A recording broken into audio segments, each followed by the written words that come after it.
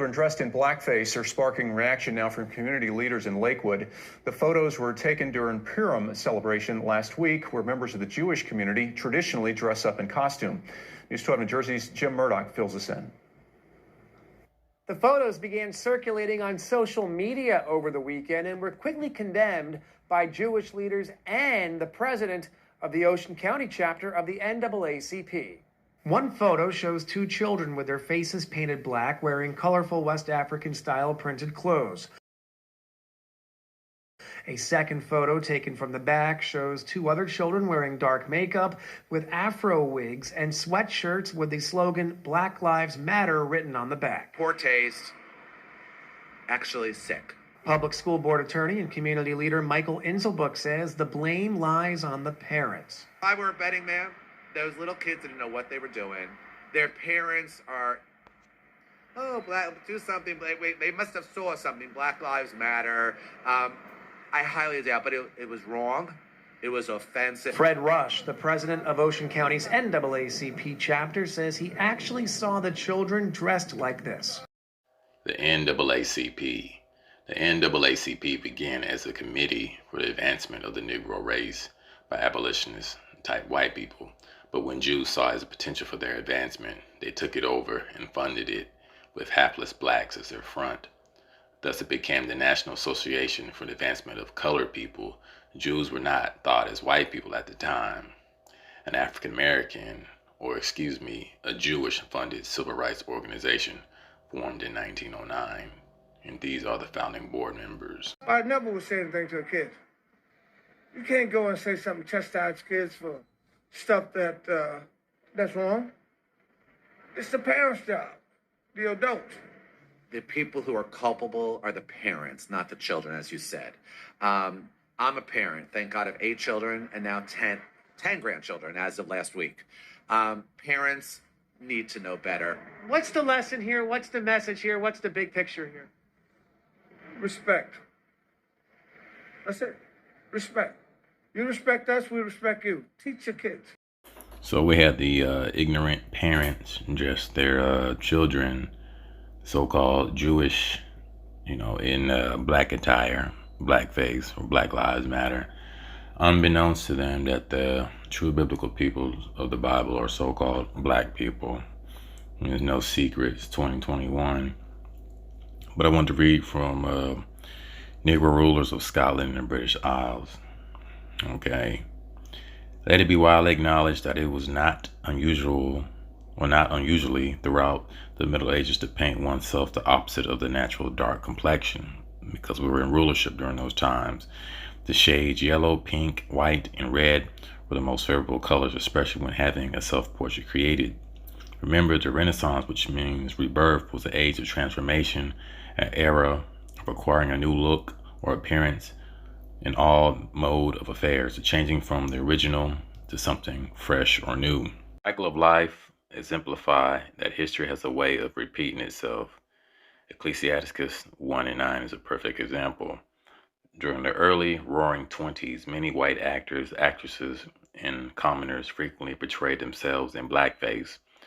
One was the Russian Jew Al Jolson, who received international fame. He and others exemplified the same event, whether loved or hated, that had occurred for centuries throughout Europe or the Middle Ages. And I think a lot of people are not aware of that. They just, when they see the blackface, they just go back to the 18 and 1900s. But when we was in rulership in Europe, they dressed in blackface, but it wasn't out of mockery, because blue bloods, Negroes during that time were royalty, and it's easy to tell through the historical paintings and pictures. But it definitely has a negative connotation now. But during the Middle Ages, it wasn't negative. It was actually an appeasement.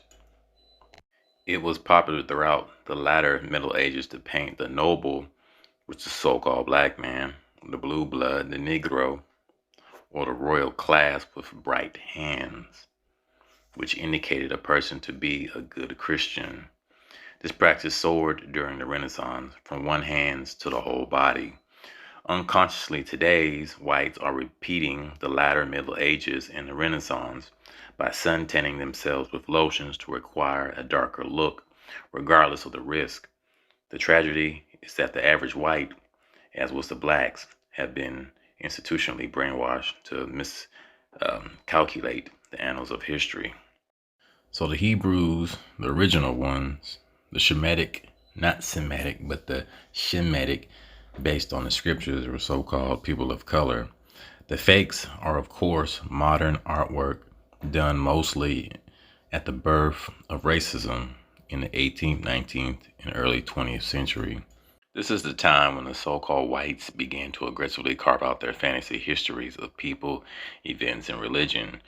You know, the white ancient Egyptians, the white Arabs and Berbers, the so-called white Hebrews, white Jesus, and the white Persians, etc., etc.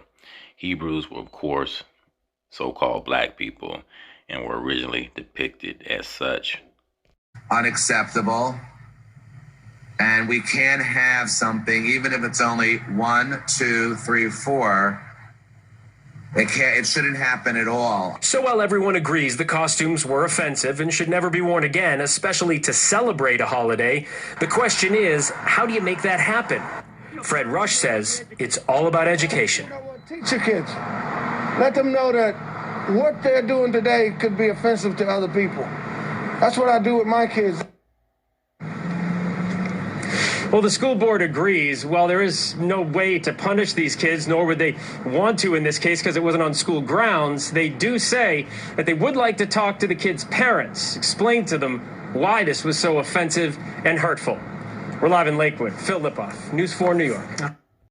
So during the Renaissance, which means the rebirth, the darker ruling class, the swarthy, the tawny, the people of color, as those words were used, in the 17th, 18th, 16th century, those terms to describe people of color, they were the dominant class. And then, eventually the shift started to take place. And then the white complexion started to be the world's highest splendor or prize. So it says, it became highly popular during the Renaissance to look completely white or pale, since most royalties of that period looked black, brown, dull, creamy, or biracial, mulatto, like Queen Sophia Charlotte. The long-awaiting period had finally arrived where the European Moorish black appearance had run its course in demand for lighter rulership. So the whites that we see today, they're in rulership. It's not a supremacy, it's just a rulership. We had our time when we ruled, and that time will come again. And that's what they won't teach, biblically in the scriptures.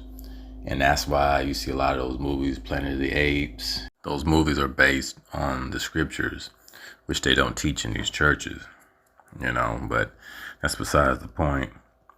But gradually, both genders of the darker nobility class voluntarily selected a lighter spouse to bear children and willfully bleached their skin with lead pasta to acquire the whiter appearance. They wore heavy white makeup of lead, mercury, vinegar, and white eggs, a poisonous solution that caused hideous skin eruptions, open sores, and blemishes.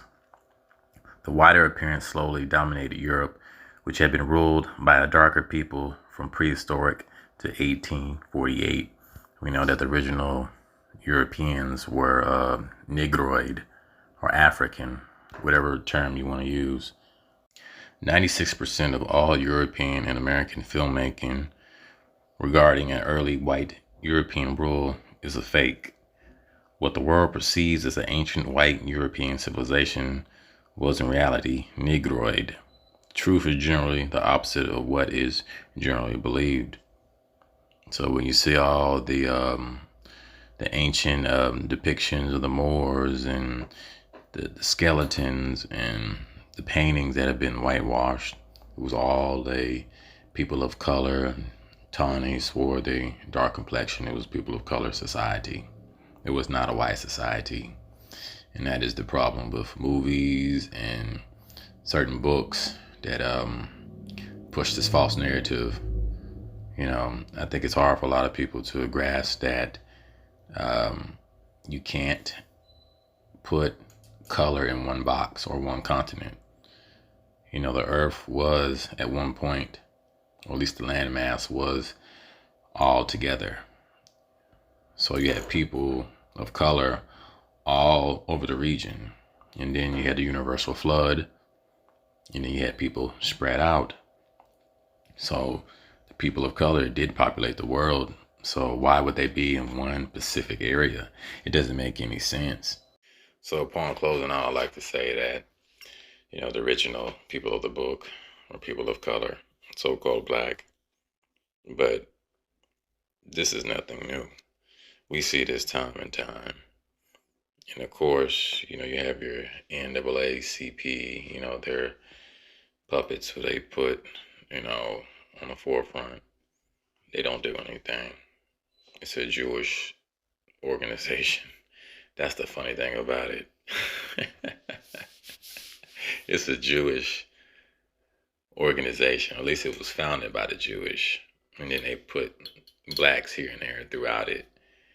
But Negroes didn't even create it. But that's another story.